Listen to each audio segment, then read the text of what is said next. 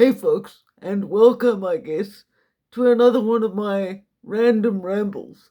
Because at this point, I really am just a slightly unhinged philosopher living on the very edge of society, shouting my thoughts out into the world. Because living with quadriplegic cerebral palsy, all I really have left to offer anyone is my mind. So I'm gonna keep doing that for whatever it's worth. Today, I saw something. In fact, it was a YouTube video which inspired the thoughts I'm about to share. And what I'm going to talk about in this video is how deeply I've noticed that men and women differ. And when I say that, it might sound obvious because anyone with a functioning brain can see just by looking at us that there are obvious differences between men and women. But it's also deeper than that, because I believe one of the reasons that there's so much anxiety, depression, and discontent in the world today is that for decades we've been sold the lie that men and women are interchangeable and can each exactly fill the same roles with no difficulty or conflict of interest. But that's simply not true.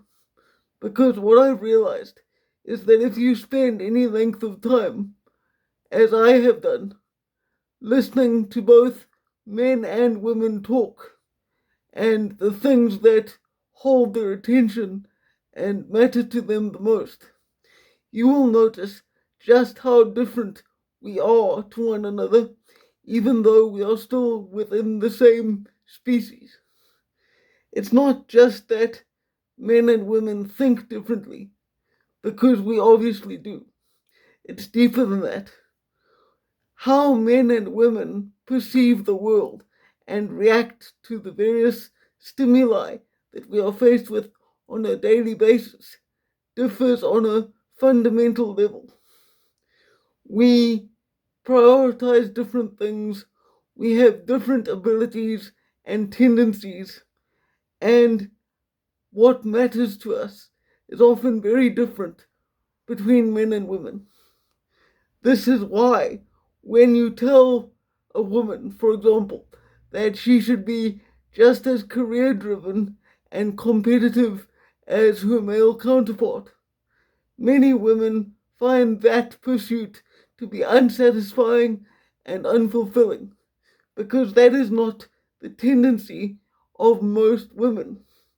Now, yes, there are obvious and several outliers that break that rule. But that doesn't mean that the majority of women don't fall into similar desires and priorities. And the same is true of men, because one of the key differences I've noticed between men and women is that how women think, at least in my observation, is that their minds tend to jump around a lot. They make various connections and can speak at length in these long, rambling diatribes that branch off in 1,000 different ways. Men, on the other hand, tend to have the capacity and the ability to be far more single minded when faced with an objective. And that is why, generally speaking, men are more willing to work overtime and to succeed in the world of business and career. Because when you give a man a goal, if he is mentally normal or average, I suppose you might say, it is within that man's ability to focus on the job he's doing until it's done.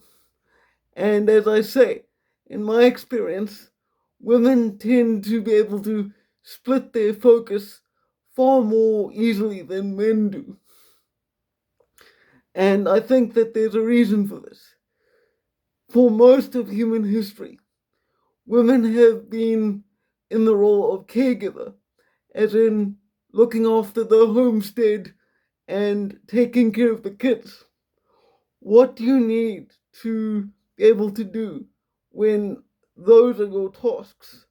Well, you need to be able to split your focus so that, for example, you can pay attention to whatever you have cooking on the stove while also ensuring that your children don't accidentally hurt themselves or worse.